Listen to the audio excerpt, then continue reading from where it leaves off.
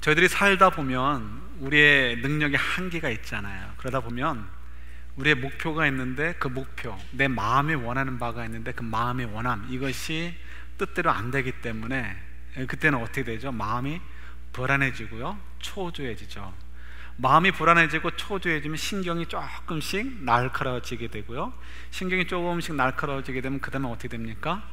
누군가에게 이걸 화풀이를 좀 해야 되죠. 그죠? 이것이 이제 우리가 가지고 있는 악한 메커니즘입니다. 그래서 우리가 이런 데서 벗어나지를 못하죠. 신앙도 마찬가지예요. 우리가 열심히 신앙생활을 하는데 생각만큼 안 되거든요. 그러면 우리가 참 불안해지고요, 불안해지면 초조해지고요, 초조해지면 신경이 날카로워지고요.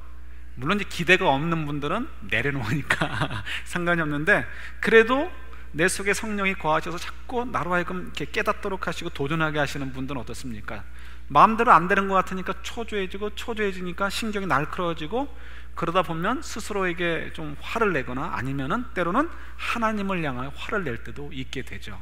그러니까 하나님을 향하여 화를 내는 것은 안 믿는 자들만 내는 게 아니고요, 정말 믿음이 좋은 사람들, 예를 들어서 구약으로 얘기한다면 모세, 예레미야, 이사야, 이와 같은 아주 하나님의 사람들조차, 시편에 많은 기자들처럼 그런 하나님의 진정한 사람들도 어떻게 해요? 특권이 있어요. 아는 사람만 또 하나님께 대해서 때로는 불평하고 화를 내기도 하는 거예요. 이유는 살아있기 때문에 그런 거죠. 오늘 본문 말씀 저희들이 참 어려운 말씀이세요. 쉽게 얘기한다면 이런 거죠. 좀 더 나중에 좀 더 자세히 설명하겠지만, 한마디로 얘기한다면 이거예요. 하나님을 믿다가 어떤 일로, 그것이 배교이든 간에 무슨 일이든 간에 어떤 일을 잘못하면 어떻게 하나님께서 하나님 눈 밖에 나게 되고 하나님이 발로 뻥 쳐가지고 어떻게, 그 다음엔 다시는 쳐다보지 않는다는 거예요. 다시는 기회를 안 주신다는 거예요. 어떻게요? 삐지시는데 왕으로 삐지신다는 거죠. 다시는 돌아보지 않는다는 거예요. 여자분들은, 어떤 분들은 삐지면은 뭐 1년 동안도, 몇 년 동안도 얘기 안 하는 사람도 있다며요. 예.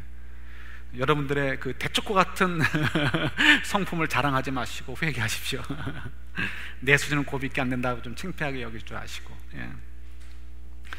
최근에 재밌는 기사를 봤습니다. 이런 말씀 묵상하니까 그 관련된 게 보이죠. 여러분, 개그맨 최양락 씨 아십니까?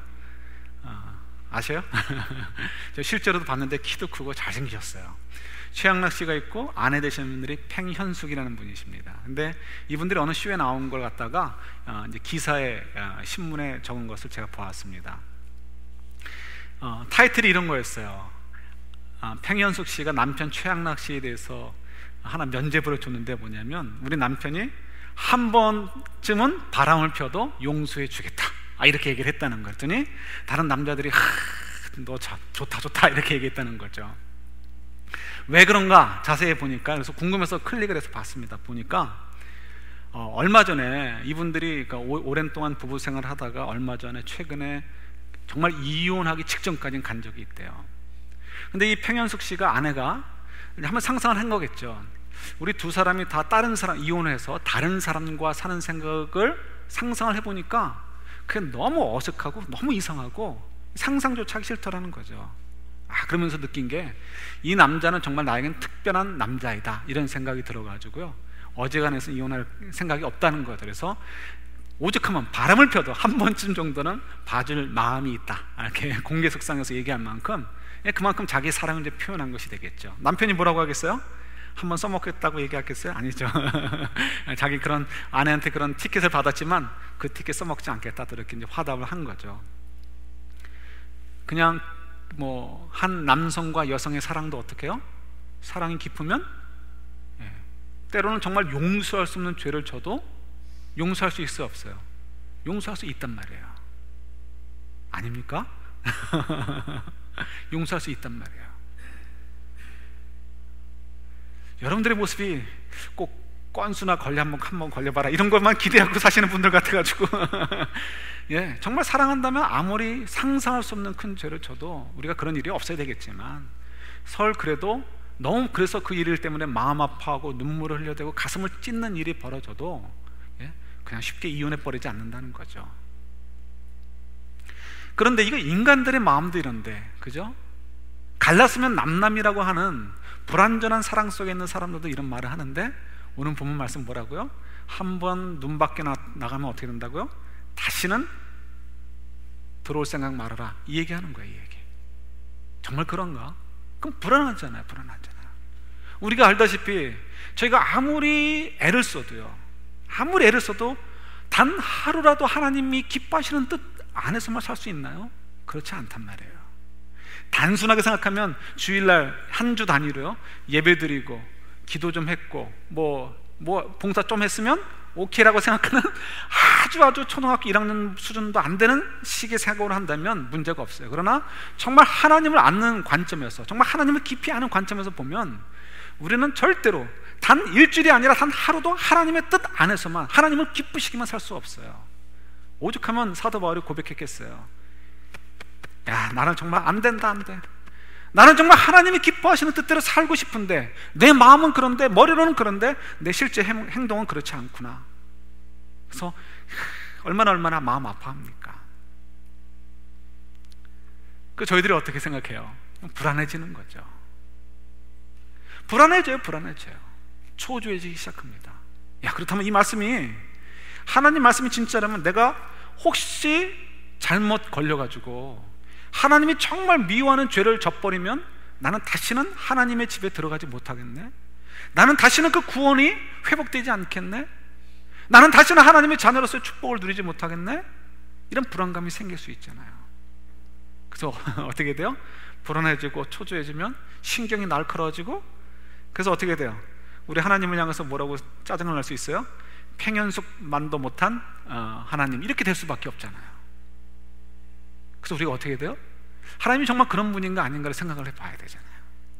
그런 하나님이 우리가 정말 좀 우리 신앙의 대상을 좀 다시 한번 점검을 해봐야 되는 거고요. 그렇죠? 그러지 않다면 이 말씀의 뜻이 무엇인가를 좀 생각하는 것이 필요하겠죠. 그래서 우리가 먼저 생각할 것은, 제가 적어드린 종이에는 이렇게 적어드렸죠. 할 수 있지만 하지 않을 수밖에 없는 일이 있습니다, 이런 이제 제목을 적어드렸는데요. 어느 분의 책에 이렇게 적어져 있어요. Can, but will not. 할 수 있어요. 그러나 하지 않는다는 거죠. 이거에 대해서 오늘 이 말씀이 설명하고 있다는 것을 먼저 결론적으로 말씀을 드리고 시작을 해볼까 합니다. 여러분, 우리가 구원에 대해서 얘기할 때는 크게 이제 해석하는 것이 두 가지로 나뉘게 됩니다. 그래서 첫 번째는 이제 어느 교회나 마찬가지예요. 여기에서 벗어나면은 거의 이단이다 생각하시면 맞아요. 이 두 가지 중에 하나예요. 여기 다 들어가는 거죠. 첫째는 칼빈이즘이에요. 칼빈주의. 그래서 이 칼빈주의는 뭐냐면, 이제 칼빈이 태어나신 지가 500년이 가까운다고 하죠. 그 칼빈이란 분이 계신데, 그분이 이제 혼자 연구해낸 게 아니고 이미 믿음의 선배들이 이제 연구해놓은 것들을 정리해서 이제 발표를 한 것이 이제 그분이에요. 그래서 근데 그분의 이름을 따가지고 칼빈주의 이렇게 얘기를 하는 거죠. 쉬운 말로 얘기하면 이거예요. 구원에 관해서는 우리에게 아무 공로가 없다는 거예요. 구원은 어떻다고요? 전적으로 하나님의 은혜와 선물이라는 거예요. 우리 에베소서 2장 찾아볼게요. 에베소서 2장 몇 군데만 그냥 오늘 조금씩만 찾아볼게요. 에베소서 2장 8절부터 9절입니다. 우리 아주 굉장히 너무 잘 아시는 내용을 지금 다시 한번 리마인드 하는 거예요. 이유는 우리 기본을 든든히 하고 내려가야 좀 이따 이 본문의 내용을 이해할 수 있기 때문에 그렇습니다. 우리가 헷갈리지 않도록 분명히 합니다. 에베소서 2장 8절 9절입니다. 같이 봤습니다. 너희는 그 은혜에 의하여 믿음으로 말미암아 구원을 받았으니 이것은 너희에게서 난 것이 아니요 하나님의 선물이라. 행위에서 난 것이 아니니 이는 누구든지 자랑하지 못하게 함이라. 아멘. 뭐라고요? 믿음은 어디서 나왔다고요? 하나님께로부터 온 거예요. 하나님의 선물이에요. 우리 행위하고는 관련이 있어요, 없어요? 없단 말이에요. 뭐에 관해서는? 구원에 관해서는. 그 다음에 로마서 우리 8장으로 가보겠습니다. 로마서 8장.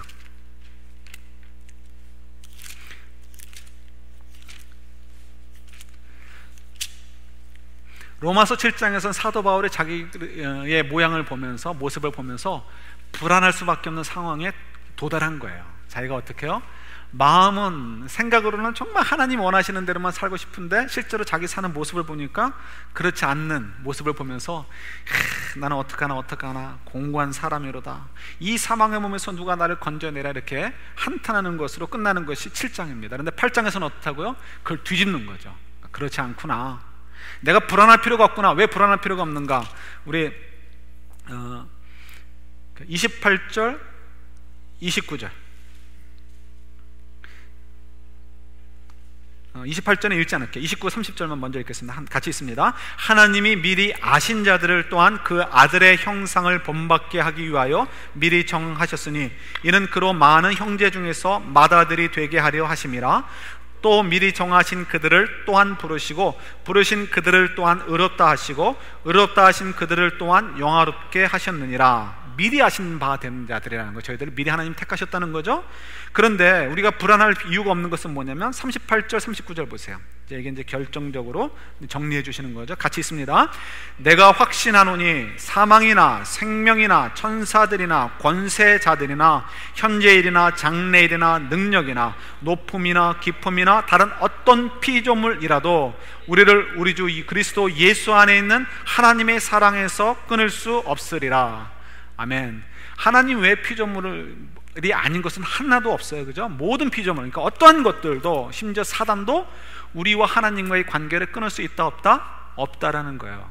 그러니까 우리가 때로는 넘어지고 좌절감을 느낄 만한 일이 벌어져도 적어도 구원에 관해서는 걱정할 필요가 있어요, 없어요? 없단 말이에요. 예를 들어서 우리가 잘 아는 거, 다윗 임금이 지은 죄는 정말 무서운 죄예요. 남의 아내를 탐해가지고 간음을 했어요. 바람을 폈어요. 그리고는 바람 핀 것이 들킬까봐 자기의 힘을 써가지고 어떻게 해요? 그 남편을 죽여버렸어요. 이런 사람이면 어떤 사람이에요? 극악무도한 사람이에요. 이런 사람을 갖다가 극악무도하다 이렇게 얘기하는 거죠. 도가 없는 사람이에요. 그럼에도 불구하고 어떻게 그가 하나님의 자녀됨에서 쫓겨나지 않았어요. 오히려 그는 여전히 왕노릇했고요. 그리고 그는 The Great King이라는 칭호까지 받게 되었어요. 이유는 어디 있어요? 하나님께서 비록 그가 지은 죄 때문에 그의 눈에서 피눈물이 나게 하시면서 혼은 내셨지만 아무리 극악무도한 죄를 지었어도 하나님의 자녀됨이 취소되는 일은 있다 없다? 없다라는 거예요. 이것은 이제 저희 성경이 저희들이 가르쳐 주는 거죠. 그것이 칼빈주의자들이 하는 이야기고 저희 교회나 장로교회나 침례교회 성도들이 믿는 믿음이에요.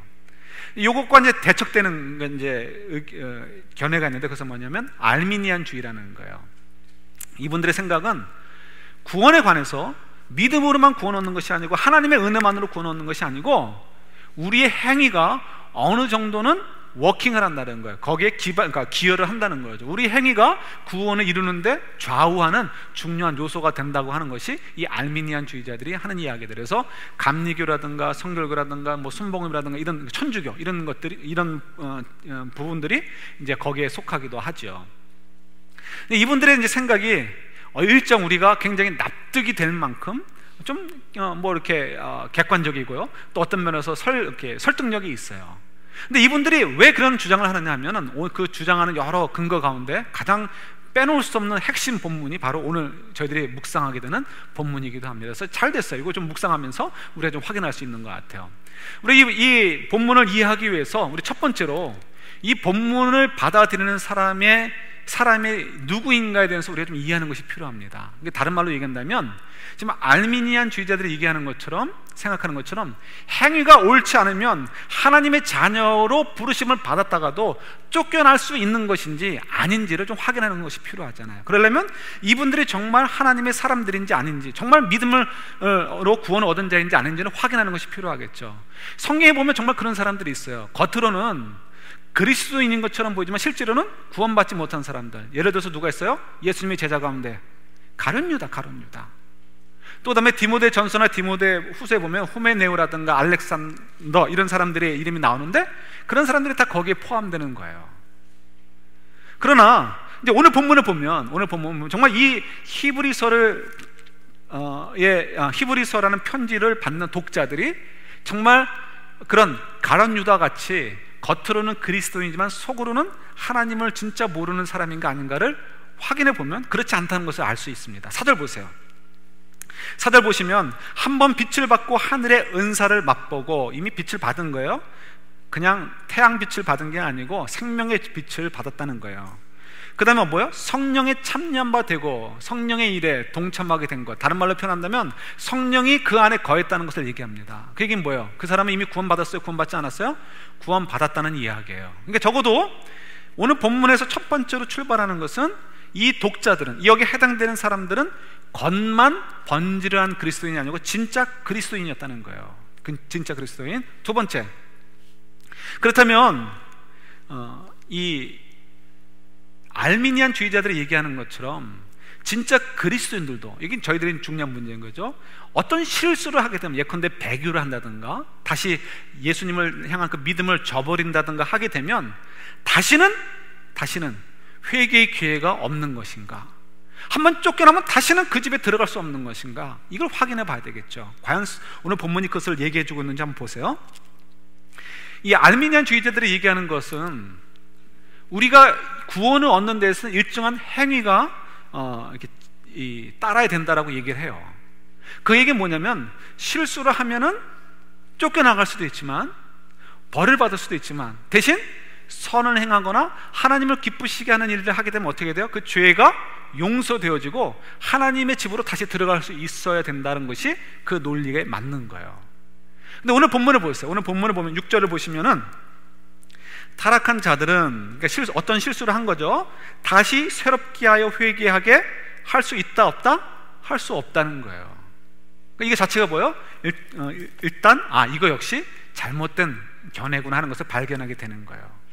그러니까 알미니안 주의자가 얘기하는 대로 우리의 행위에 따라서 내가 좀 잘하면 하나님이 하하하 웃으시고, 내가 좀 못하면 이놈 자식, 내가 다시는 너 쳐다보지도 않을 거야, 이렇게 하시는 분이 아니라는 것을 논리적으로 일단 확인하고 들어가는 거예요. 그럼 도대체 이 말씀이 무엇일까?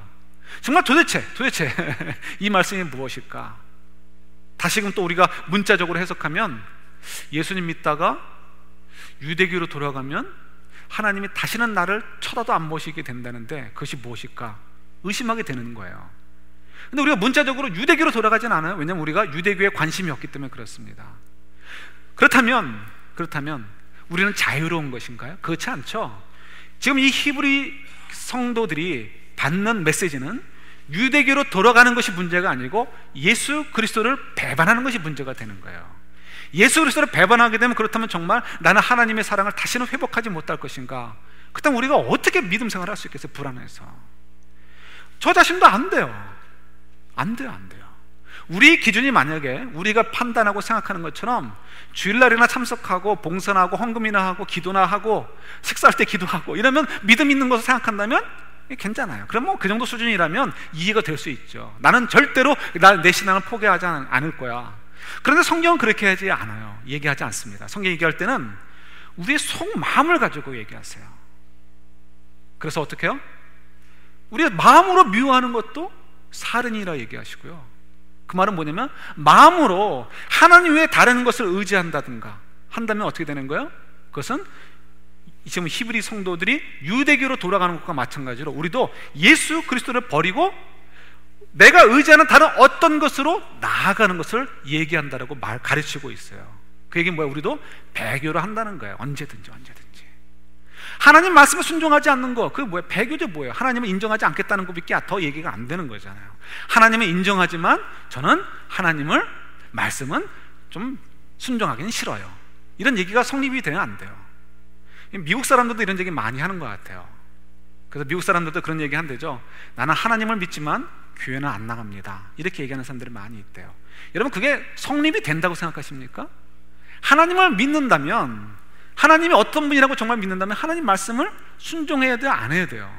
순종해야 되는 거예요. 순종 안 해도 된다고 생각하는 분은 지금 하나님을 모르시는 거예요. 껍데기예요, 껍데기. 성경 어디에서 하나님과 하나님 말씀이 세퍼레이트, 구분돼가지고 얘기된 적이 없습니다. 항상 하나님의 말씀을 순종하는 자가 어떻게 해요? 하나님을 사랑하는 자고 하나님을 아는 자예요. 그러니까 우리가 논리적으로 하나님은 믿지만 내가 교회는 안 나갑니다, 이거는 성립이 안 되는 거야. 마치 그렇다는 것처럼 보이고 멋있어 보이는 얘기처럼 보이지만 절대로 성립이 될 수 없는 이야기예요. 우리가 하나님을 믿고 하나님을 안다면 하나님 말씀에 순종하지 않을 수 없어요. 그래서 어떻게 해요? 순종하지 못하는 부분 때문에 마음이 괴롭고 그것 때문에 싸워야 되는 것이 우리의 인생이기도 한 거예요. 자, 그러니까 어떻다고요? 우리가 얼마든지 배교할 수 있어요. 유대교로 돌아가지 않지만 하나님 대신에 다른 것을 의지하고 하나님 말씀을 순종하지 않는 한에 있어서는 우리도 언제든지 하나님을 순간순간 배신하고 예수 그리스도의 몸에 또 못질하고 창질하는 것이 우리들의 삶이라는 거예요. 그럼 그때마다 하나님께서 어떻게 해요? 그 중에 하나 제대로 걸리면 이놈 너 다시는 내가 너 쳐다보지도 않는다 하고 발로 뻥 차버리시고 끝나나요? 그럼 우리가 어떻게 불안해서 믿음 생활해요? 이런 말씀이 아니라는 거예요. 그래서 이제 이 오늘 본문 말씀은 이렇게 이해를 하셔야 돼요. 어떻게 이해하셔야 되냐면 만약에라는 일종의 가설로 이해를 하시는 거예요. 가설로. 예를 들어서 어린아이들에게 밀라드라는 분의 책에 그런 얘기가 나오더라고요. 어린아이들에게 길을 나가면 조심해야 돼라고 가르칩니다. 왜냐하면 나갔을 때 차에 부딪히거나 다치면 큰일 나니까요. 아이들은 모르죠. 그래서 처음에 아이들이 가난했을 때는 어떻게 하죠? 플라스틱 이렇게 막는 거를 사다가 놓고 그냥 위험한 곳에서부터 격리를 시켜가지고 아이가 기어다니며 놀아도 그 이상은 나오지 못하도록 하죠. 그러나 한 1년쯤 지난 다음에 어떻게 돼요? 말귀를 좀 알아듣게 쯤 되면 설명을 하죠. 뜨거운 것에 대한 두려움을 갖게 하고, 특히 만약에 찾기를 나가게 되면 차가 얼마나 위험하고 그 다음에 그것이 얼마나 너를 아프게 하고 또 이렇게 생명을 위태롭게 할 수도 있다는 것을 가르쳐 줍니다. 그래서 저도 위 아파트에 이제 주차장이 지하 2층인데요 사무엘이 어렸을 때 조금만 있을 때 이렇게 이제 차에서 내리게 되면 이 얘기 설명을 해주죠. 까불까불대고 뛰려고 그러면은 차 소리가 나면 일단 어떻게 하라? 차 옆으로 붙어 서라. 그리고 엄마 아빠 곁에서 떠나지 말라. 이걸 가르쳐 줍니다. 그러면 애가 어떻게 돼요? 그걸 알아듣고서 조금씩 경험을 하면서 차가 오면 얼마나 위험하고 위험할 수 있으니까 조심해야 되겠구나 하는 것을 배우게 되는 거죠. 그래서 그 다음부터 어떻게 아이들이 자라면서 그 다음에는 엄마 아빠 손이 없어도 혼자 다녀도 차가 오거나 차 소리가 나게 되면 의뢰히 조심하게 되고, 그래서 그 다음에는 이제 그들이 자유롭게 살아도 차에 대해서 조심하는 그런 모습들을 갖게 되는 거죠. 일종의 지금 오늘 본문이 그런 얘기를 해주고 있다는 거예요. 교훈하기 위해서. 조금 더 다른 말로 한다면 이렇게 표현할 수 있을 것 같아요. 우리가 지옥에 가면 얼마나 어려운 일을 당할 것인가, 이런 것들을 얘기합니다. 중학교 때 스쿨버스를 1년 동안 1년인가? 아니다 3년이군요. 이렇게 스쿨버스를 타고 다닌 적이 있습니다.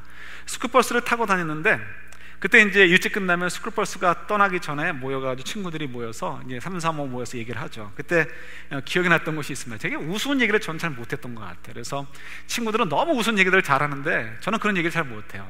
근데 이제 돌아가면서 얘기를 하는데 저는 저 차례가 됐는데 얘기하라는 거예요. 저는 뭐 재밌는 얘기를 몰라서 할 게 없다 그랬더니 막 뭐라 그러는 거예요. 아무래도 하라는 거예요. 그래서 기억난 것이 있었습니다. 뭐냐면 아버지가 보시던 책, 아버님이 보시던 책 가운데 리더스 다이제스트가 있었는데 그때 보았던 이렇게 그 조크가 있어요. 그 리더스 다이제스트에는 조크가 나오는데 그 조크 봤던 기억이 납니다. 그런데 그 잘 이해를 못했는데 그걸 또 표현하려니까 얼마나 힘들겠어요. 거기 보면은 여러분 잘 아시는 내용인데 벌써 20 몇 년 전 얘기죠.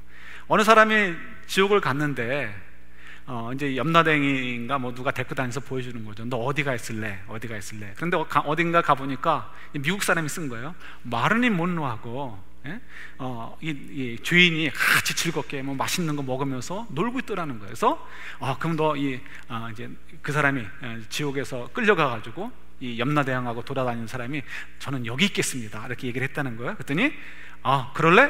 그래서 그 자리에 갔더니 갑자기 부조가 부 울리면서 다시 똥통으로 뭐 999년 침수 이렇게 이제 명령을 내렸다는 거죠. 근데 이거를 이제 설명을 해줘야 되는데 마른님 몰라도 모르죠. 저도 말주변도 없죠. 얘기한다고 뭐 알아듣나요? 모르죠. 저희들은 좀 이해할 수 있죠. 왜 우리가 성경에 보면 그 지옥의 무서움을 설명해 주고 있을까요? 저와 여러분들이 지옥에 가지 않도록 하기 위해서는 맞는 것 같아요. 우리가 지옥의 무서움을 알면 우리가 지옥을 안 가는 건가요? 우리가 아까 처음에 가장 기본적인 것부터 살펴보았어요. 구원은 누구에게 달려있다? 하나님께 달려있는 하나님께. 그죠? 우리가 아무리 머리를 써도요 성령께서 내 속에 임재하지 않으시면 하나님 말씀이 믿어지지가 않아요. 아무리 지옥 얘기를 해도요 천국 얘기를 해줘도요 우리는 몰라요. 그러나 어떻게 우리 안에 성령이 거하시면 어떻게 해요? 지옥 얘기 믿어지게 되고요 천국 얘기 믿어지게 되는 거죠. 그래서 우리가 천국을 향해 가는 삶을 살아요. 그렇다면 저희들은 천국에 대한 이야기만 알면 되지. 우리가 갈 곳이니까요. 지옥은 갈 곳 아니에요. 그럼 지옥에 대해서 우리가 왜 들어야 됩니까? 도대체 왜 들어야 되죠?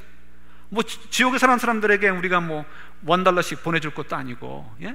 성경 헌금 보낼 것도 아니고, 왜 우리가 지옥에 대해서 배워야 됩니까? 이유는 분명해요. 우리가 믿는 그 믿음이 얼마나 중요하고 소중하고 축복인가를 선명하게, 비비드하게 나나요? 선명하게 드러내기 위해서 지옥을 보여주고 설명해 주시는 거예요. 그죠? 그러니까 어떻게 우리가 믿음 생활 이거 해야 돼? 나도 뭐 마음껏 살았으면 좋겠네, 이런 생각이 들 수 있어요. 지금 히브리서 성도들의 모습처럼 우리 믿음대로 살아야 되는가? 좀 편하게 살면 안 될까? 꼭 예수님 믿어야 되는가? 그때 어떻게 해요? 하나님 말씀해 주시는 거죠. 야, 너들 그냥 가는 것이 얼마나 좋은 길인지 아냐? 지옥 생각해봐라. 지옥. 너희들 이거 믿지 못하는 사람들은 지옥 가가지고 영원토록 그 고생하며 살아야 돼. 너희들은 얼마나 복된 인생이니? 지금 이 땅에서 70평생, 80평생, 혹은 100평생 그 잠깐 동안의 즐거움 때문에 영원한 것을 포기할 거야? 이런 교훈, 우리가 가는 길에 격려가 되어주고 모티베이션이 되어주고 힘을 주시기 위해서 지옥의 얘기를 해주시는 거예요. 우리가 선택하는 문제도 아니고 우리가 갈 것도 아니지만 우리가 가는 길을 격려해 주기 위해서. 오늘 본문으로 돌아와요. 오늘 본문도 뭐라고요? 이런 얘기를 하는 거예요. 히브리서 성도들이 배교할 사람들 아니에요. 그러나 어떻게 해요? 그들이 흔들리는 마음을 붙잡아 주시는 거예요. 야, 너희들 배교해서 너희들 뭐 좋을 것 같으니 너희들의 인생을 허비하지 말아라. 너희들에게 아무 유익이 안 돼, 아무 유익이 안 돼. 그거 얼마나 미련하고 바보 같은 짓인데 그렇게 하려고 하니. 너희들이 뭐 들락날락 할 수 있는 문제가 아니란다. 하나님의 그 완전한 사랑 가운데 너희들이 있다는 것을 너희들이 기억해야 돼. 이것을 좀 분명하게 선명하게 보여주기 위해서 우리에게 지옥의 얘기를 해주시는 것처럼 이들에게는 뭐예요? 지금 그들이 마음을 흔들리는 것을 보여줌을 통해 가지고 그들의 마음을 붙잡고 그들의 믿음을 경주하도록 더 격려하기 위해서 이 말씀을 해주시는 거예요. 그들이 할 수 있다는 것이 아니에요. 하지 않도록 하시는 거예요. 우리 어린아이들이 자랐어요. 그 다음엔 정말 아이들이 미치기 전에는 달려오는 차에 달려들지 않아요. 의뢰이 피하게 됩니다. 그들은 달려들 수 있어요. can. 그렇지만 but will not. 그렇게 하지 않을 거예요. 바로 이걸 얘기하고 싶은 거예요. 너희들이 할 수 있을지 몰라. 그러나 사실은 너희들이 할 수 없는 일이야. 너희들이 하지 않을 일들이야. 이것을 더욱 분명하게 보여주는 말씀, 이제 격려해 주신 말씀이 바로 오늘 본문의 말씀이라는 거예요. 중요한 건 이거예요. 결론적으로 이거예요. 그렇구나. 우리는 어떠한 일이 있어도 하나님의 사랑에서 떠날 수 있어요? 없어요? 없어요. 하나님의 그 완전한 사랑으로 우리를 붙잡고 계시기 때문에 우리가 그냥 발광을 해도 하나님의 사랑에서 끊어지지 않습니다. 천사들도 우리와 하나님의 관계를 끊을 수 없다고 하는데 누가 끊을 수 있겠어요? 그러니까 어떻게 우리가 담대하게 사실 필요가 있어요. 불안해하고 두려워하실 필요 없어요. 때로는 광야길을 가도 걱정하실 필요 없어요. 하나님의 완전한 사랑 속에 우리가 붙잡힌 바 되어 있기 때문에 그렇습니다. 예? 그 다음 두 번째, 이제 조금만 살필 게 뭐냐면, 그 다음 우리가 할 게 뭐냐는 거예요 도대체. 예? 이 땅에 와서 우리가 구원을 이루어야 되는데 구원은 하나님께서 책임져 주신다면 그럼 나는 할 게 없네요? 그잖아요. 나는 뭐해요? 뭐에 나는 에너지를 쏟아부어야 되고 애를 써야 됩니까? 구원도 하나님의 열심으로 하나님의 사랑으로 이루어진다면, 그죠? 이런 의문이 생길 수 있어요. 만약에 우리가 이 땅에 와서 해야 될 것이 구원을 얻는 거라면, 구원을 받는 것이 목표라면, 우리는 사실상 할 일이 없어요. 그냥 여러분 마음껏 엔조이하다가 죽으셔도 돼요. 그러나 가서 어떻게 되겠죠? 하나님께서 물으시겠죠. 야, 너 여태 뭐 하다 왔냐? 그래서 우리가 잘 생각을 하시고 우리의 관심을 좀 바꾸셔야 돼요. 구원은 하나님이 주시는 거예요. 우리의 관심은 뭐냐면, 왜 하나님께서 우리를 이 땅에 보내주셨는가에 대해서 관심을 가지셔야 되는 거예요. 그리고 왜 우리를 구원해 주셨는가? 이 구원도 우리가 이 땅에 사는 동안 이루어지는 게 아니에요. 현상적으로 완성이 되는 건 이 땅에서지만 실제로는 어떻게 해요? 창세 전에 이미 하나님께서 우리를 선택하셔서 하나님 자녀로 부르셨잖아요. 그렇다면 우리가 뭘 해야 되는 거예요? 우리가 왜 애를 써야 됩니까? 그래서 우리가 예수님의 말씀에 귀 기울여야 되는 거예요. 마태복음 25장만 보더라도 거긴 달란트의 비유가 나와요. 누가복음에 보면 문화의 비유가 나와요. 그건 뭘 얘기해 주는 거죠? 예수님께서 언젠가 이 땅에 오실 때 우리에게 물으신다는 거예요. 야, 너희들 뭐 하다 왔냐? 너희들 내가 기대한 대로 뭐 남겼느냐 뭐 남겼느냐 물으신다는 거예요. 쉬운 얘기를 한다면 저와 여러분이 잘 아시는 내용이잖아요. 하나님의 선하신 계획을 가지시고요, 창세전부터 계획을 가지고 계시고 그 계획을 위해서, 그 선한 일을 이루기 위해서 우리를 이 땅에 보내신 거예요. 그래서 저희들 관심은 어디 있어야 되는 거예요? 하나님의 계획이 어떻게 성취될 수 있도록 내가 저녁에 있을 것인가에 대해서 관심을 가지고 거기에 에너지를 다 쏟아부어야 되는 거예요. 근데 우리는 어떻게 해요? 우리가 엉뚱한 데 관심 가가지고 우리의 기회들을 많이 놓치고 있죠. 여러분, 기도에 대해서 자신감이 없어요. 왜 자신감이 없어요? 기도하면 자꾸만 이적을 해가고, 기도에 능력 있는 사람이면 숨만 뻗으면 병들에 팍팍팍 일어나고, 이런 것만 생각하시니까 이게 안 되는 거예요. 성경에 그런 사람이 있어요, 없어요? 한 사람도 없어요. 예수님조차도 아무 때나 가서 팍팍팍 안 하셨어요? 그죠? 팍팍팍이 어디 있어요, 도대체 성경에? 근데 우리는 이상하게도 기도하면 그걸 자꾸 생각해요. 그러니까 우리가 자꾸 방향이 틀리니까 자신감을 잃어버리게 되고, 불안해지고, 초조해지고, 하나님, 내가 기도했는데 뭐 이런 식으로밖에 응답 못 하십니까? 이렇게 돼버리는 거예요. 우리 한번 생각해 볼게요. 우리가 과연 아무것도 할 필요가 없는가? 예를 들어서 우리 운명이 이미 다 결정돼가지고 기도할 이유도 없는 것인가? 하나님 정말 기도에 아무런 역사를 안 하십니까? 아니요. 하나님은 하나님의 사람을 통해서 기도를, 이렇게 하나님의 사람들을 통해서 하나님의 역사를 이루십니다.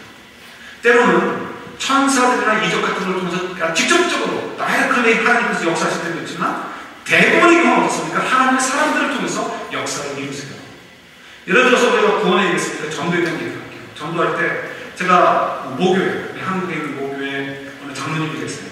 이 무슨 장로님 계신데, 그 장로님이 누구에 의해서 전도받아 오신 분이 아니에요. 어느 날 주의동인데 그 밤에 늦게 지나가는데 마침 교육관 쪽에서 어느 여자분이, 누군지 잊어먹었는데 그분이 피아노를 치면서 노래를, 그러니까 성가를 하는 연습을 소리를 듣고서 이상하게 그 가사도 전달되지 않는 그 성가가 가슴을 치는 거예요. 그래서 가만히 밖에 서 있다가 듣다가 집에 가는 거죠. 그리고는 그 다음 주부터 교회를 출석하기 시작한 거예요. 그리고는 말씀을 받아들여가지고 이제 은혜 받고 훌륭한 장로님까지 되신 거죠. 이렇게 하나님께서 누군가의 물론 간접적으로 피아노 소리와 찬양 소리로 그분의 마음을 치유도 하셨지만, 직접적으로 누가 전도하지 않았어도 이렇게 하나님이 강력적으로 역사하실 때도 있어요. 또 많은 경우는 어떻습니까? 많은 경우는 저희들이 믿으면 들으면서 난다고 전할 수밖에 없어요. 전할 수밖에. 그러나 우리가 아까 말씀 묵상했듯이 현상적으로 눈으로 보일 때는 우리가 전도하는 것 같고 내 기도로 그 사람이 믿게 된 것 같지만, 실제로는 누구의 선물이에요? 하나님의 선물인 거예요. 중요한 건 뭐예요? 그 과정에서 우리가 도구로 사용되어진다는 거예요. 그러니까 하나님께서 하나님의 사람을 통해서 일을 이루셔요. 기도, 여러분, 하나님의 사람들에 의해서 기도가 응답될까 안 될까요? 당연히 응답되는 거예요. 재밌는 이야기를 봤습니다. 요한 바울 2세가 이제 성인이 되기 위해서 스텝을 받고 있대요. 캐톨릭에서 성인이 되잖아요. 성인이 되기 위해서는 중간에 투 스텝이 있는데 중간에 하나가 뭐였냐면 복자가 되어야 된대요. 복자. 이름도 왜 이렇게 복자. 복자가 되어야 되는데, 그러기 위해서는 뭐가 있었냐면 그가 살아있는 동안에 기적을 한 번 행하는 것이 증명이 되어야 된다는 거예요. 그래서 이 요한 바울 2세가 돌아가신 얼마 있어가지고 어느 분이 이렇게 나왔다는 수녀분인데, 자기가 파킨슨병에 걸렸었는데 이 요한 바울 2세가 기도해 주는 바람에 그 자리에서 병이 났다고 이렇게 증언을 한 거예요. 그러니까 이제 조사위원회가 조사를 한 거죠. 재밌는 것은 이 로마 캐톨릭 안에 그런 게 있나 봐요. 이 의학 조사위원회 이런 데가 있는데, 거기서는 퀘스천 마크라는 거죠. 파킨슨병은 그냥 나을 수도 있고 어쨌든 해가지고 퀘스천 마크인데, 그럼에도 불구하고 어쨌든 간에 그분의 증언 때문에 이제 복자가 되는 거예요. 이제 성인이 되면 어떻게 되냐면 하나만 더, 이 요한 바울에서 기도를 해가지고 기적이 이루어진 것이 하나만 더 발견이 되면 어떻게 되는 거예요? 성인이 되는 거예요. 제가 그 기사를 보고서 어떤 생각이 들었을까요? 캐톨릭 분들이 굉장히 똑똑하시니까 물론 이제 다른 스토리가 있겠죠. 그런데 신문에 나온 것만 가지고 생각하면 조심스럽지만 웃겼어요. 캐톨릭이 죽었구나. 여러분, 기도해서 기적이 안 일어났어요? 안 일어났어요? 기적이 일어나죠. 저도 벌써 성자 됐을 것 같아요. 그러니까 제가 앞에 붙잖아요. 성도. 그죠? 여러분 마찬가지잖아요. 당연히 기도할 때 역사가 일어나잖아요. 왜 안 일어나요? 그러나 아무 때나 가서 팍팍 한다고 되는 게 아니고, 그건 예수님도 그렇게 안 하셨다고 말씀드렸어요. 예수님도 그건 안 되는 거예요. 하나님 뜻 안에서 사이클을 맞춰야죠. 그때는 어떻게 하나님의 능력이 나타나는 거예요. 근데 그렇게 해서 어떻게 돼요? 다른 거 없어. 우리가 하나님의 뜻이 어떤 것인가를 캐치하고 하나님의 뜻을 따라 살아가는 거 우리는 방법이 없어. 그러기 위해서 어떻게 우리가 기도해야 되는 거예요. 기도하지 않으면 다른 방법이 없어요. 우리 인생이 정말 하나님께서 기도하시면 많은 열매를 남길 수 있어요. 그럼 거룩한 삶을 살아야 돼요. 그러면 어떻게 해야 돼요? 기도해야 돼요. 기도해서 하나님의 뜻을 깨닫고, 그래서 하나님께서 그 길을 가라고 말씀하시면 그 길을 가는 거예요. 말씀과 기도 가는데. 그러면 어떻게 됩니까? 골짜기 길을 가요. 두려워요. 근데 뭐가 보이는가요? 나를 안고 계시는 10편 23편의 그 고백처럼, 목자의 손길을 우리가 느끼게 되는 거예요. 우리가 가다 보니까 홍해를 만나요. 그때 오늘도 나도 믿겨지지 않는데 하나님이 요구하시는 거예요. 너 지팡이 들어서 바로 쳐라. 얼마나 거듭입니까? 거기서 바다 쳤는데 멀쩡하면 정말 망신당하는 거예요. 돌 맞아 죽는 거죠. 근데 어떻게 해요? 하나님 말씀 따라 가보는 거예요. 치는 거예요. 갈라지 않고 갈라지는 거예요. 왜 우리들이 이런 것들을 놓치고 있냐는 거예요. 결정되어 있는 건 아무것도 없어요. 결정된 것은 이것입니다. 뭐가 결정되어 있어요? 운명적으로 결정되어 있는 것. 하나님 우리를 그의 완전한 사랑으로 사랑하고 있습니다. 두 번째, 하나님께서 하나님의 선하시는 일을 섬기도록 우리를 이 땅에 파송하셨다는 것. 세 번째, 그를 위해서 하나님께서 우리에게 성령을 허락해 주시고 그 성령이 우리의 구원의 확정이 되어주시고 우리의 능력이 되어주시는 것. 그럼 어떻게 해요? 우리가 이 속에서 하나님의 뜻을 잘 따라서 살게 되면 놀라운 일들이 풍성하게 벌어지게 되는 거예요. 여러분, 우리가 깨어나야 됩니다. 깨어나야 돼요. 우리가 일어나셔야 돼요. 우리가 일어나지 않으면 세상에 소망이 없습니다. 세상에 소망이 없어요. 저희들 거듭 말씀드렸지만 인간적으로 우리가 뭐 볼게 있습니까? 저 자신은 마찬가지. 인간적으로 정말 부끄럽고 창피하고 구멍 속에 숨기만 하고 싶고요. 얼마나 미련하고 어리석은 자입니까? 부족한 자입니까? 그러나 이런 미련한 자를 통해서 하나님이 일을 하신다고 말씀하시죠. 저희들에게서 우리 인생 2010년 살면서 하나님의 풍성 열매를, 하나님 기뻐하시는 풍성 열매를 남겨놔주고 하나님께서 기뻐하시도록 하나님의 칭찬을 받는 저희들 되고 하나님 안에 정말 썩지 않는 아름다운 상급들을 쌓아두는 저희들 되지 않겠습니까? 2010년에서 거룩한 삶을 살아야 되지 않겠습니까? 그러면서 어떻게 돼요? 여러분, 기도하십시오.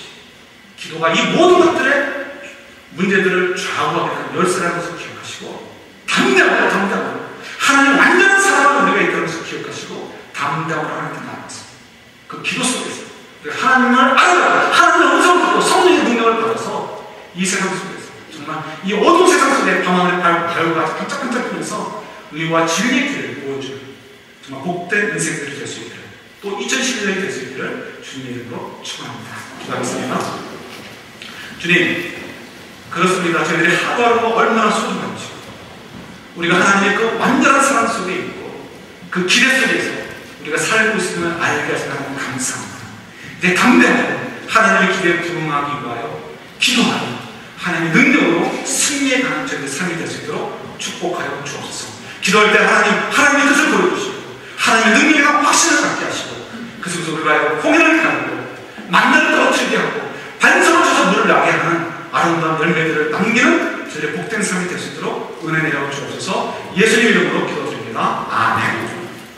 우리 마지막 찬양입니다. 함께 일어나셔서 찬송가 선대해 주십니다.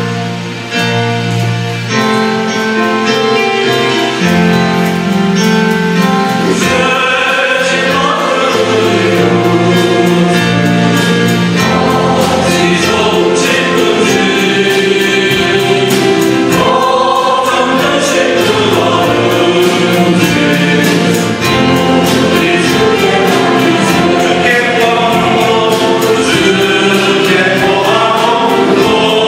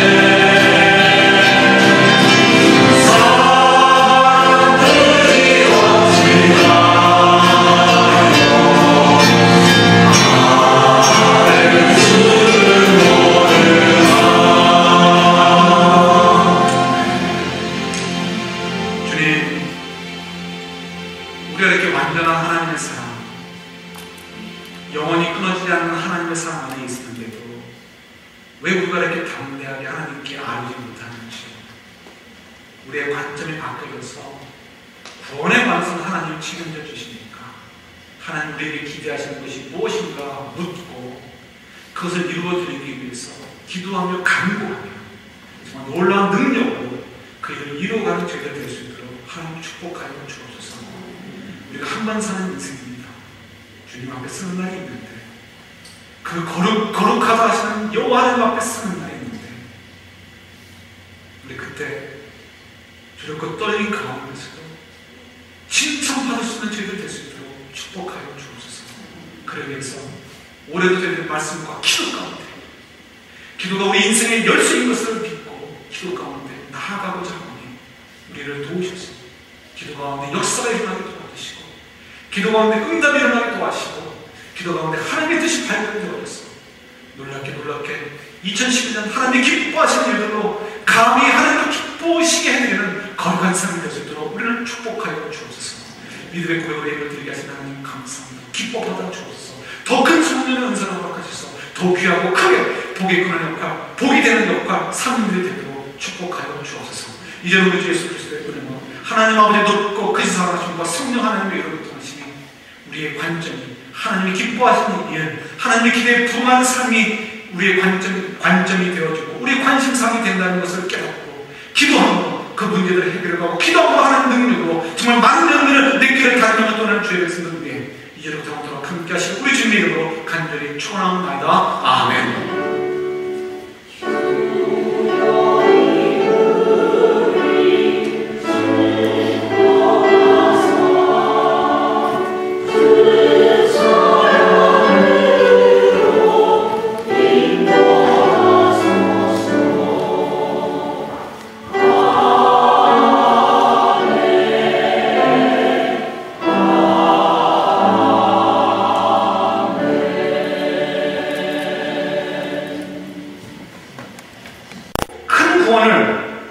큰 구원이 뭐냐면 이건 천사가 전해진 복음이 아니고 하나님의 아들은 예수 그리스도를 통해서 주어진 구원을 얘기하는 거예요. 예수 그리스도의 십자가의 복음을 얘기하는 거예요. 그 큰 구원을 우리가 받았는데, 그 복음을 받았는데 어떻게 그걸 등한히 여기면 어떻게 그 심판을 피할 수 있겠느냐, 그 복음을 어떻게 우리가 피할 수 있겠느냐, 이렇게 말씀하는 거예요. 그러니까 우리가 이 구원의 복음을 우리가 확실히 붙잡아야 되지 않겠느냐, 어떻게 다시 돌아가겠다라고 얘기하겠느냐, 이렇게 말씀하시는 거죠. 4절 볼까요? 우리가 이제 기도에 대해서도 오해하지 않아야 되는데 4절 같이 있습니다. 하나님도 표적들과 기사들과 여러 가지 능력과 및 자기의 뜻을 따라 성령이 나누어 주신 것으로서 그들과 함께 증언하셨느니라. 네. 뭘 증언했다는 거예요? 우리가 받은 복음이 예수 그리스도의 구원이 진짜 진리다, 이거야말로 진짜다라는 것을 증명해 주셨다는 하나님께서 무엇을 통해서? 이적과 기적과 성령의 여러 가지 은사들을 통해서 그런 일들을 보여주심을 통해 가지고 하나님이 전하시는 복음, 예수님이 전하시는 복음, 사도들이 전한 복음이 진짜라는 것을 확증해 주셨다는 거예요. 다시 돌아가면 예수님께서 언제나 배에 부르시게 드시고 어떨 때는 쫄쫄 굶어서 너무 배가 고파서 남의 밀밭에 가서 밀을 훔쳐 먹을 상황까지 놓이게 되었는가? 이해가 되시겠어요? 누군가에게는 하나님이 전하는 복음을, 예수님께서 전하시는 그 복음이 진짜라는 것이 보여주시기 위해서 이적을 행해서 보여줘야 되는 거예요. 하나님이 그 이적을 허락하심을 통해서 어떻게 해요? 예수 그리스도가 전하시고 사도들이 전하는 복음이 진짜라는 것을, 십자가의 구원이 진짜라는 것을 어떻게 확증해 주시는 거예요. 우리도 어떻게 해요? 그런 삶을 살게 되면, 하나님이 기뻐하시고 우리에게 기대하시는 그 삶, 그 기대에 부응하는 삶을 살게 되면 어떻게 해요? 필요할 때는 그런 일들이 벌어지는 거예요. 우리도 모세가 못날 게 없는 거예요. 모세보다 큰 자가 누구라고요? 세례요한보다 큰 자가 누구라고요? 우리가 더 잘났다가 아니고 우리 안에 성령께서 이렇게 더 큰 역사를 하시는 거예요. 어떻게 하면 하나님께서 우리 향해서 갖고 계신 기대에 부응하는 삶을 살려고 애를 쓰면, 기도하고 나아가면 하나님 그 기도를 들어주셔서 정말 성공적인 인생이 될 수 있도록 우리를 도와주신다는 거예요. 더 큰 은사도 우리가 소유할 수 있어요. 여러분, 더 큰 은사를 소원하세요. 기도의 은사를 원하시면 또 기도해 보시고요. 하나님 주실지, 그 은사를 주실지, 다른 은사를 주실지 모르지만, 그러면 또 그런 은사를 또 요구해 보시고, 특히 젊은 분들은 사실 뭐 60 이하 되시는 분, 60 이상도 마찬가지지만 여러분 열심히 공부하시고 말씀 공부하시고 뭐 알아야 하나님 뜻을 찾아갈 거 아니에요. 예? 맨날 주일에 와서 예배드리고 몇 가지 봉사하는 것이 다인 것처럼 생각하는데 그거는 ABC 중에 A만 못한 거예요. 정말 지극히 기본적인 거고요. 하나님 내게 구하시면 우리 인생 공부하시잖아요. 말씀 공부하시고요. 여러분들 하시는 자냐 비즈니스나 혹은 직장이나 공부하는 것에 있어서 가능하면 실력 있는 자들이 되기 위해서 열심히 공부하시고 열심히 일하세요. 열심히 일하세요. 하나님 주님 은사를 개발해야죠. 여러분의 성품이 자라고 열심히 노력하세요. 여러분의 성품이 자라서 인격으로도 많은 분들에게 좋은 덕을 세워야 되죠. 어렵지만 그렇게 해야 되는 거예요. 히브리 성도들에게 지금 그걸 얘기해 주신 예수님의 이야기를 통해서 우리 어떻게 하면 우리가 하나님이 기뻐하시는 삶을 살 수 있을까요? 많은 경우는 어쩔 수 없어요. 지난주에도 말씀드렸듯이 제가 일일이 여러분에게 얘기해 드릴 수 없습니다. 여러분들이 하나님과 관계 속에서 하나님이 기대하는 소리를 들으실 수 있어야 돼요. 그래서 어떻게 해요? 매일매일 말씀과 기도가 필요한 이유가 거기 있는 거예요. 폼으로 겉으로 드러나는 모습을 경건해 보이려고가 아니고 실제로 하나님을 존중해드리고 경외하고 내가 어떻게 하는 것이 하나님 그 뜻에 맞습니까? 라고 하나님은 어서 이렇게 권위를 인정해드리기 위해서 그렇게 되는 거예요. 그러다 보면 어떻게 해요? 저희들이 어떻게 살아야 될 것인가를 조금씩 보여주셔요. 제가 감히 말씀드린다면 이렇게 여러분들이 좀 됐으면 좋겠어요. 좀 저희들이 좀 더 여유를 가졌으면 좋겠어요. 하나님 때문에 여유를 가졌으면 좋겠고요. 좀 칭찬받는 성도들이 됐으면 좋겠어요. 히브리 성도들이라면 이런 거예요. 히브리 교회, 히브리서를 받는 그 성도들이라면 이런 거예요. 계속해서 어떻게 해요? 주눅 들지 않고 고난 가운데서 복음을 지켜가지고요. 예? 복음을 전하는 거예요. 뭐라고 해도 복음을 전하는 거예요. 좀 지혜롭게 전하는 것이 필요하겠죠? 그리고 실제로 그들이 천국을 바라보는 인생들이잖아요. 나그네 삶이라는 것을 고백하는 사람들이잖아요. 그러니까 어떻게 해요? 정말 천국을 바라보는 사람답게 이 땅에서 모든 거 다 보상받고 다 얻으려고 하겠다는 마음 가지고요. 그냥 눈이 뻘게 가지고 그냥 다 내 거로 만들려고 이렇게 살지 않고요. 좀 바보같이 좀 때로는 빼앗기기도 일부러 빼앗긴 척하면서 나눠주는 그런 삶들. 예? 그런 거 사는 것이 어떻게 히브리 교회 성도들에게 요구되어지는 거예요. 나중에 히브리서 11장은 또 말씀 나오겠지만 우리도 마찬가지 그런 삶을 좀 보여주는 거예요. 보여주는 거. 좀 바보같이 좀 남들한테 좀 놀림을 당하고 좀 그렇게 살았으면 좋겠어요. 너무 똑똑하지 않고 좀 나눠주는 거예요. 나눠주는 거. 여유롭게 좀 칭찬받았으면 좋겠어요. 좋은 인격과 예를 들어서 이랬으면 좋겠어요. 우리 장로님들이나 남주이사님들, 권사님들은 필수적으로 1년에 한 번씩은 이 지역 부흥에 한 번씩은 꼭 갔으면 좋겠어요. 연합 부흥회 말고 작은 교회들, 작은 교회들이 하는 부흥회 거기 가봐야 저도 한번 가봤는데 깜짝 놀랐는데 몇십 명 없어요. 20, 30명, 30, 40명. 그리고 오시는 분들도 다 그렇게 유명한 분들이 안 오시잖아요. 그러니까 사람들이 안 오죠. 우리가 왜 유명한 분들한테 차려야 될지 모르겠지만 그런데 가세요. 이왕이면 목장님 오늘 가도 좋고요. 가가지고 얘기를 하는 거죠. 우리가 말씀 광고 듣고 왔습니다. 얘기하시고 그분들도 오해를 하지 않게 우리는 어느 교회 다니는 성도들인데 함께 예배 들어왔습니다. 이렇게 얘기해 주시고요. 그리고 이왕이면 그럴 때를 위해서 여러분 좀 이렇게 좀 돈을 좀 이렇게 애들 편들을 꽁쳐놨다가 예? 그럴 때 좀 100불짜리 좀 가져가가지고 헌금하는 거예요. 그러니까 얼마나 어렵겠어요. 경제적으로. 물론 우리 보도 석자지만 더 어렵잖아요. 그런 분들에 비해서 조금 용돈을 남겨뒀다가 100불짜리 같은 거 하나 이렇게 뒀다가 남편이 이런 거 쓰게 되면 아내들이요 좀 모른 척 좀 하시고 예? 깎았네 찾아가서 그냥 이거 어디 무슨 돈이야 이렇게 긁지 마시고 모른 척 해주시고 또 아내들이 그렇게 좀 챙겨놓으시면 남편들이 좀 이렇게 좀 모른 척 해주시고 그래가지고 그럴 때 가서는 뭐 적은 50돈, 만원, 100불, 200불 좀 헌금도 해주시고 예? 그렇게 하고 오시라는 거예요. 같이 좀 기도하시고 그분들에게 끝나고 인사하면서 참 교회 좋습니다. 너무 분위기도 좋고요. 이런 거 참 뜨거운 거 같아서 참 좋습니다. 실제 그렇다 안 하도 그렇게 얘기를 해주시고 네? 이런 것들은 뭐예요? 지금 샌프란시스코에 적어도 우리들이 해야 될 하나의 부분이 아닌가 싶어요. 예를 들어서 이렇게 얘기 드린 거예요. 또 여러 가지 저희들이 발견할 수 있고 찾을 수 있어요. 그건 저와 여러분들이 어떻게 하나님을 만남 속에서 찾아서 숨기게 되는 거예요. 이런 일들에서 우리가 이 땅에 존재하는 거예요. 무슨 대학 나와서 어떤 짝을 얻어서 뭐 쏘와 그래서 뭐 어떻다는 거야.